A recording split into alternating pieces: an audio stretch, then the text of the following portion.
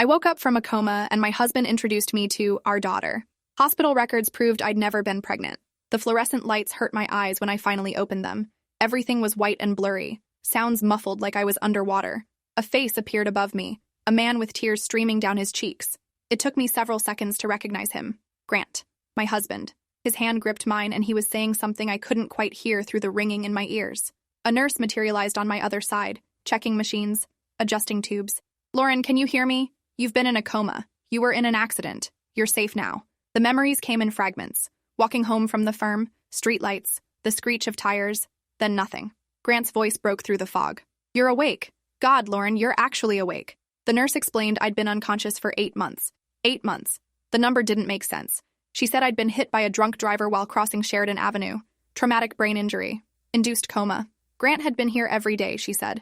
He'd slept in that chair by the window, talked to me constantly, never gave up hope. The first 2 days after waking were a blur of doctors and tests. Neurological assessments, physical therapy evaluations, occupational therapy consultations. My memory had gaps, which Dr. Patel said was normal after prolonged unconsciousness.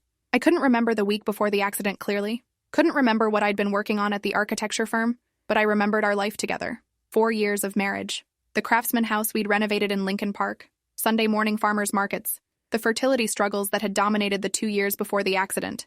The endless cycle of hope and disappointment. The conversations about IVF that we'd just started having before everything went dark. Grant stayed by my side constantly those first days, holding my hand, updating me on everything I'd missed. His face looked thinner than I remembered, and there were new lines around his eyes that made him look older. On the third day, Grant came into my hospital room carrying something wrapped in a pale yellow blanket. His parents followed behind him, his mother Patricia holding her phone up like she was recording. I was sitting up in bed, finally able to stay alert for more than an hour. Grant's eyes were red and puffy like he'd been crying. He approached slowly, reverently, like he was carrying something sacred. Lauren, I have someone I want you to meet. He pulled back the blanket to reveal a tiny face, a baby, maybe 3 months old with wispy dark hair and Grant's distinctive nose. My heart started pounding. I stared at the infant, confusion washing over me in waves. Grant placed the baby in my arms before I could protest. The weight felt foreign, the warmth unsettling. Meet our daughter, Melissa. She was born 5 months after your accident. You were 2 months pregnant when you got hit, but we didn't know yet. The doctors discovered it when they were doing your initial scans. Grant continued, his voice breaking with emotion. They kept the pregnancy viable while you were in the coma.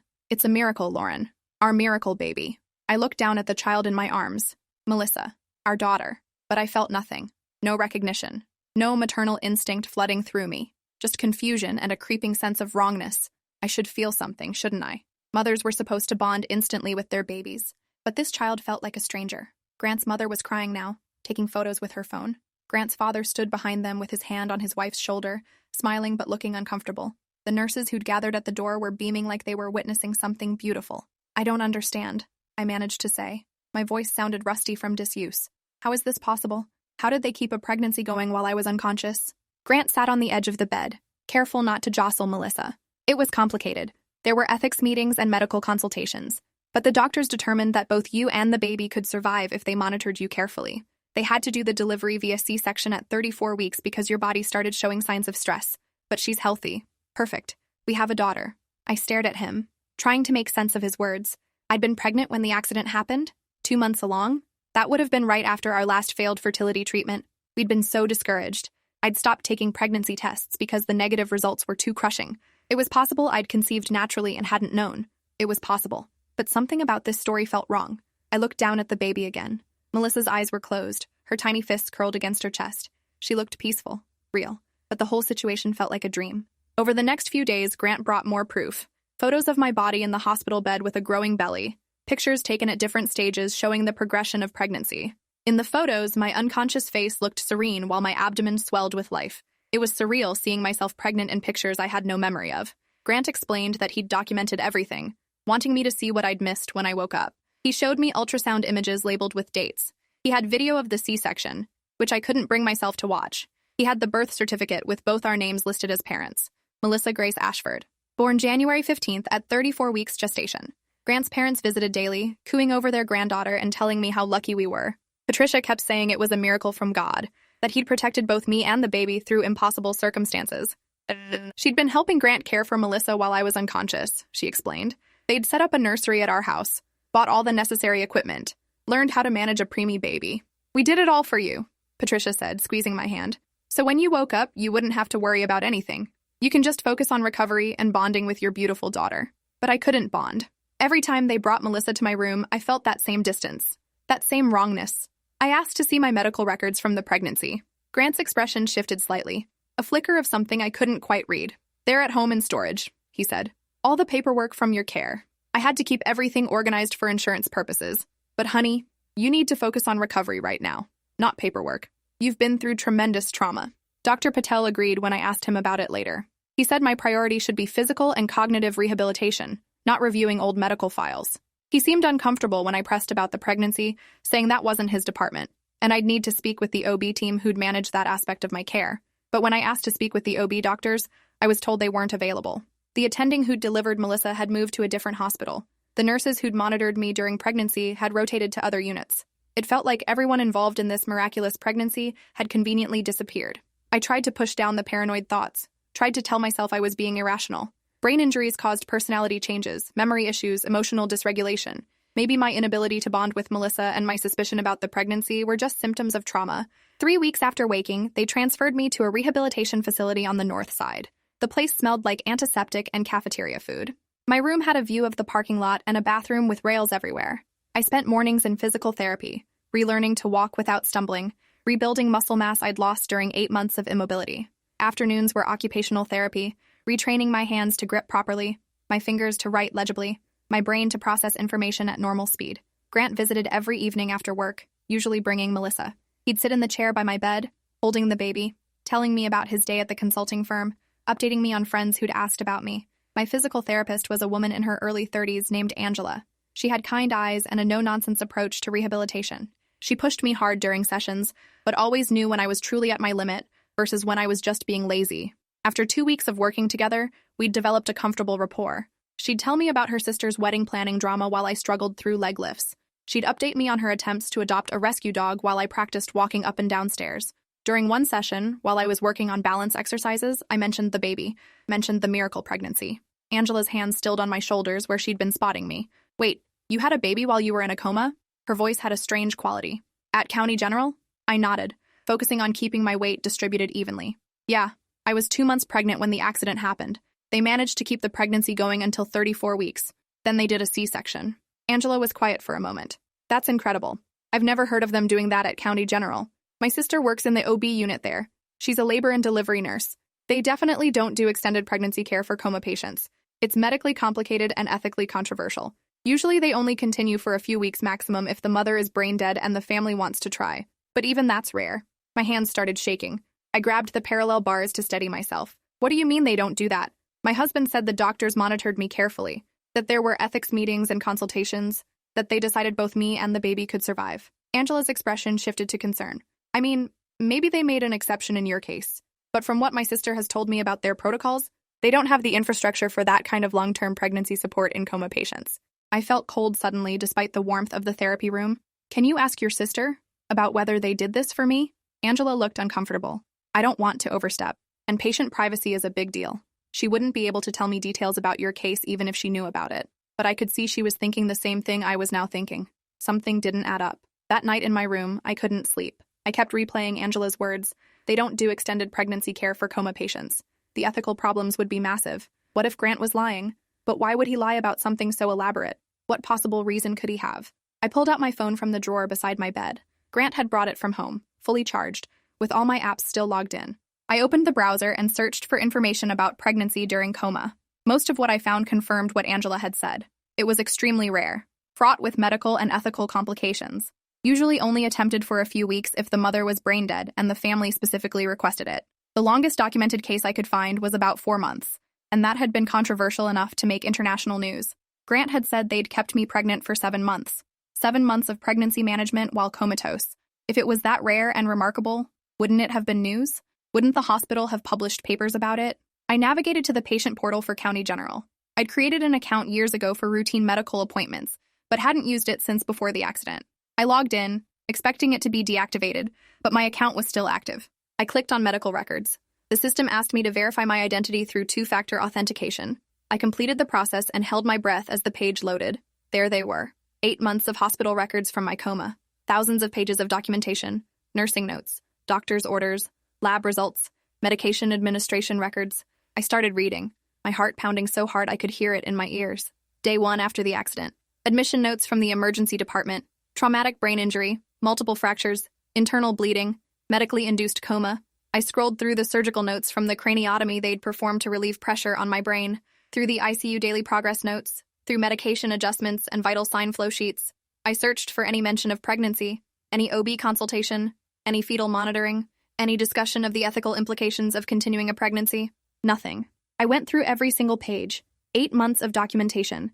Not one mention of pregnancy. No prenatal vitamins ordered. No fetal heart rate monitoring. No ultrasounds. No consultations with maternal fetal medicine. No discussions of C-section timing. My hands were shaking so badly I almost dropped the phone. I searched specifically for January 15th, the date on Melissa's birth certificate. The date Grant said they'd performed the C-section. On that day, my records showed routine ICU care, vital signs every 4 hours, tube feeding, ventilator adjustments, physical therapy consultation. Nothing about labor, nothing about delivery, nothing about a baby. I was never pregnant. The realization hit me like a physical blow. I was never pregnant, and there was no miracle baby born during my coma. Grant had lied.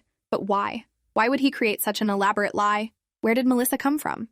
I barely slept that night. When Grant came to visit the next evening with Melissa, I watched him differently, studied his face for tells. He looked tired, circles under his eyes, his shirt wrinkled like he'd worn it yesterday too.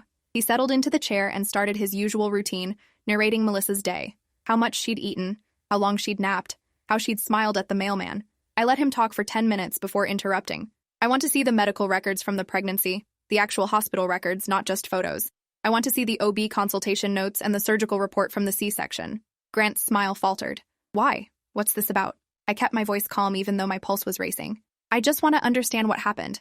8 months of my life are gone. I want to read the documentation of how they managed to keep a pregnancy viable while I was unconscious. Grant shifted Melissa to his other arm. Lauren, you're still recovering. You don't need to be reading dense medical records. You need to focus on getting stronger. I kept my voice calm. I've already read some of my records. Through the patient portal. I read through my entire hospital stay. There's no mention of pregnancy anywhere. No OB notes. No fetal monitoring. Nothing about a delivery. The color drained from Grant's face. For a long moment, he just stared at me, his mouth slightly open. Melissa started fussing and he bounced her automatically, but his eyes never left mine. I can explain, he said finally. His voice sounded different, hollow. I sat up straighter in the bed, ignoring the pain in my still healing body. Then explain. Explain why hospital records say I was never pregnant. Explain where Melissa came from if she wasn't born during my coma. Grant's eyes filled with tears. Real tears, not the joyful ones from when I first woke up, but tears of panic and despair. I didn't want to lie. I was going to tell you. I was just waiting for the right time. He looked down at Melissa. She's mine, but she's not yours. I had an affair. It started about a year before your accident. A woman I met at a conference. Her name is Bethany. It wasn't serious. It was stupid and selfish and I regretted it the whole time, but I couldn't seem to stop. Then you had the accident and everything changed. I ended things with Bethany immediately. I told her I needed to focus on you, on hoping you'd wake up. But 2 months after your accident, she contacted me. She was pregnant. I felt like I couldn't breathe. The room was spinning. Grant kept talking, words spilling out like he'd been holding them in for months. Bethany didn't want to be a mother. She'd never wanted kids. She wanted to terminate the pregnancy, but I begged her not to. I offered to take full custody. I said she'd never have to be involved. She agreed on the condition that I'd never contact her again after the birth, and she'd never be listed as the mother anywhere public. She gave birth in January. Then she signed away her parental rights and disappeared. I don't even know where she is now. She wanted nothing to do with the baby. Grant's voice cracked. So you decided to pretend Melissa was mine? I could barely get the words out. You thought you'd just lie to me about giving birth while unconscious, and I'd accept it? Grant's tears were falling freely now. I didn't know what else to do. I couldn't lose you and I couldn't give up my daughter. When you were in the coma, I was so lost. So desperate. Having Melissa gave me something to live for. He continued, desperation in his voice. I set up the nursery. I learned how to take care of her. My parents helped.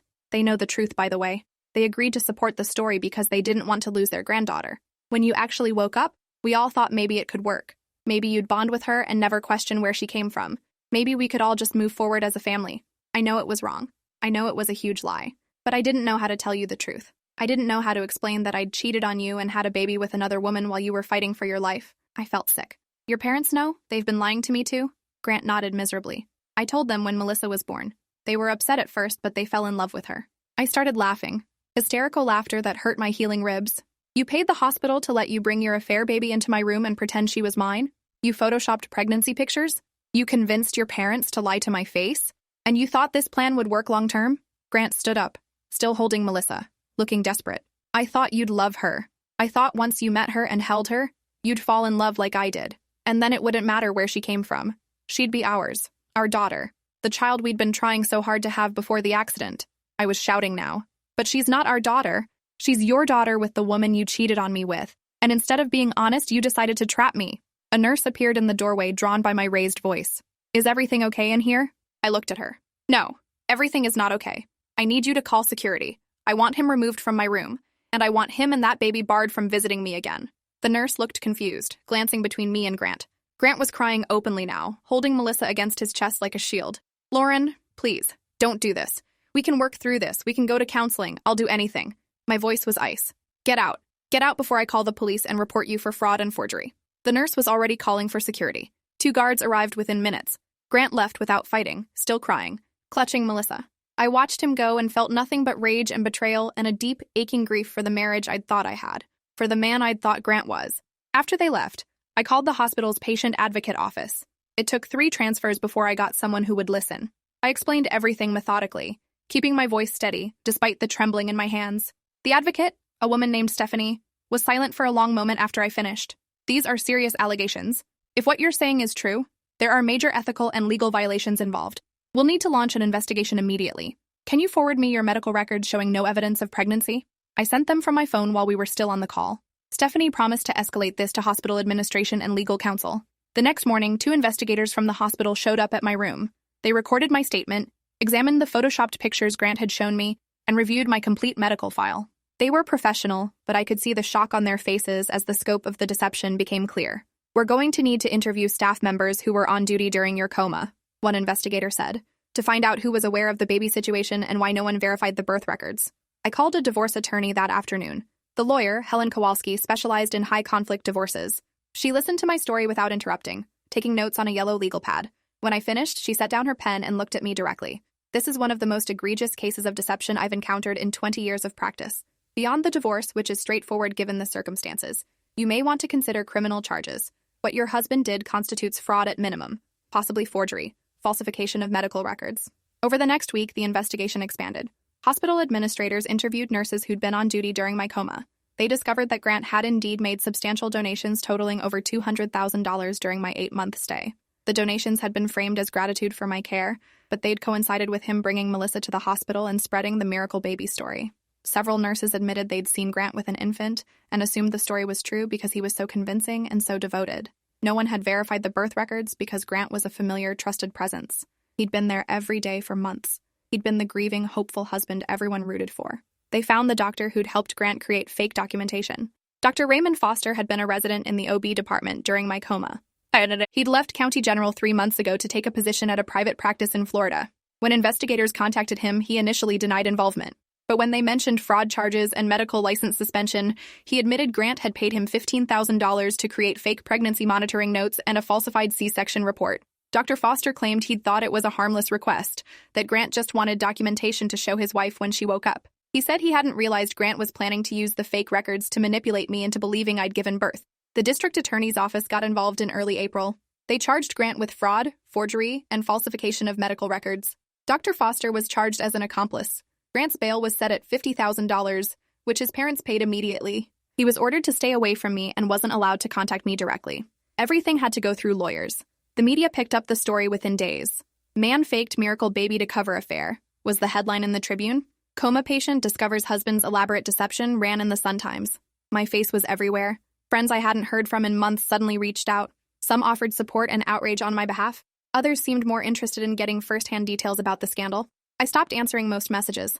My college roommate Jennifer was one of the few people I talked to regularly. She'd visit the rehab facility bringing coffee and magazines and a willingness to just sit in angry silence with me. Physical therapy continued through all of this. Angela was one of the few people who treated me normally, still pushing me hard during sessions. By May, I'd progressed enough to be discharged from the rehab facility, but I couldn't go home. The house in Lincoln Park was still technically marital property, and Grant was living there with Melissa and his parents. Helen was working on an emergency order to grant me sole occupancy, but it would take time. Jennifer offered her spare bedroom, and I moved in with one suitcase of clothes and the few personal items I'd had at the hospital. Everything else was still at the house with Grant. My books, my architecture drawings, my grandmother's jewelry. The life I'd built over 4 years of marriage was sitting in rooms I could no longer enter. Helen filed for divorce citing fraud and emotional abuse. The criminal case was proceeding separately. Grant's attorney was negotiating a plea deal to avoid trial. The prosecutor wanted prison time given the premeditation and scope of the fraud. Grant's attorney was arguing for probation and community service, painting Grant as a desperate man who made terrible choices while emotionally devastated by his wife's coma. The narrative disgusted me. I asked Helen to hire a private investigator to locate Bethany. It took 3 weeks, but they found her in Seattle working as a software developer for a tech startup. Her full name was Bethany Lynn. She was 34 with no criminal record and no social media presence. The investigator made contact, explaining who he was working for and why. Bethany agreed to a phone call with me, mediated through attorneys. We spoke on a Wednesday afternoon in late May. Her voice was calm, almost clinical. She explained that her relationship with Grant had been a mistake from the beginning. They'd met at a conference in Minneapolis, had too much to drink, and started an affair that neither of them had intended. I never wanted children, Bethany said. I was always very clear about that. When I got pregnant, I wanted to terminate. Grant begged me not to. He offered me money. He said he'd take full custody and I'd never have to be involved. I was in a bad place financially and he offered enough money that I could pay off my student loans and relocate for a new job. So I agreed. She'd carried the pregnancy to term, given birth at a private hospital using a fake name, and signed preliminary custody papers granting Grant sole legal and physical custody. I thought it was over. Then I saw the news stories last month about what Grant did to you. I was horrified. I asked if she wanted custody of Melissa now. Bethany was quiet for a long moment. No, I made my choice. I signed away my rights because I genuinely don't want to be a mother. That hasn't changed. But I do feel guilty about what happened to you. If I'd known Grant was capable of that level of deception, I never would have agreed to his arrangement. She offered to cooperate fully with the criminal investigation and provide testimony about Grant's manipulation and payment. She said she still had texts and emails that proved Grant had known from the beginning that I was never pregnant. The criminal trial was scheduled for July. In June, I gave my deposition for the criminal case. 3 hours of recounting every detail of waking from the coma, being presented with Melissa, being shown fake evidence, being gaslit by Grant and his parents. The prosecutor asked me to describe my emotional state when I discovered the truth. I told her I'd felt violated, betrayed, that Grant had taken advantage of my vulnerability and memory gaps to trap me into a false reality, that he'd weaponized my desire for a child against me. Grant's attorney tried to paint me as vindictive during cross-examination, suggested I was exaggerating my trauma because I was angry about the affair, implied that I should be grateful Grant had stayed by my side during the coma instead of abandoning me. I kept my composure and stated clearly that Grant's presence during my coma didn't excuse fraud and manipulation, that caring for me while unconscious didn't give him the right to lie about a baby's origins. Bethany testified via video conference from Seattle. She was professional and direct, explaining the financial arrangement, the custody agreement, Grant's explicit statements. She provided emails where Grant had assured her she'd never be contacted again, text messages where he'd asked her not to list her name on any public birth records, documentation of the money he'd paid her, framed as a gift, but clearly meant to secure her silence and cooperation. The prosecutor used this evidence to establish premeditation. Grant hadn't made a panicked decision when I woke up. He'd been planning this deception for months. The trial lasted 2 weeks. I attended every day, sitting in the gallery with Jennifer beside me. I watched Grant at the defense table, looking smaller somehow than the man I'd married. His parents sat behind him, Patricia dabbing at her eyes with tissues. Grant's attorney presented character witnesses, colleagues who described him as ethical and hardworking, friends who said he'd been devoted during my coma. But none of it mattered against the evidence. The jury deliberated for 6 hours. They found Grant guilty on all counts. The judge scheduled sentencing for 3 weeks later. Grant was remanded into custody immediately. As they led him out in handcuffs, he looked back at me. Our eyes met across the courtroom. I saw fear and regret and something that might have been love, distorted beyond recognition. I looked away. At sentencing, I was allowed to give a victim impact statement. I stood at the podium and told the judge that Grant had stolen my autonomy at my most vulnerable moment. He'd manipulated my desire for a child into a trap designed to keep me bound to him despite his betrayal. He'd turned what should have been a miracle, surviving a coma, into a nightmare of psychological manipulation. The judge sentenced Grant to 4 years in prison, followed by 3 years probation. Dr. Foster received 2 years and loss of his medical license. The divorce was finalized 3 months later. I got the house, most assets, and a settlement that would cover years of therapy I'd need. Grant's parents tried to maintain custody of Melissa, but Bethany's testimony complicated that. The courts had to sort out whether Grant's custody arrangement with Bethany had been legal without proper adoption proceedings. I didn't follow the outcome. Melissa wasn't my daughter and never had been. I moved back into the house in Lincoln Park and spent weeks erasing every trace of Grant. I repainted walls, replaced furniture. The nursery he'd built became my home office. I slowly rebuilt my architecture career, taking on small projects, relearning my profession alongside relearning how to trust. Jennifer helped me plant a garden in the backyard, something living and real that I could watch grow without deception. A year after waking from the coma, I stood in my home office looking at blueprints for a community center I was designing. The project was small but meaningful, a space for trauma survivors to gather and heal. I'd pitched it to a nonprofit that worked with brain injury patients, drawing on my own experience to create something beautiful from pain. Outside my window, the garden Jennifer and I had planted was blooming, tomatoes climbing their stakes, sunflowers turning toward the light. The coma had stolen 8 months of my life. Grant's betrayal had stolen my ability to trust easily, but I was reclaiming myself, one honest day at a time. The doorbell rang, a new client coming to discuss plans for her mother's accessible home renovation. I took a breath, straightened my shoulders, and went to answer it. This was my life now, built on truth, rooted in my own strength. Finally, completely mine. Appreciate you watching this far. If you enjoyed it, drop a like, leave a comment, and subscribe so you won't miss the next story.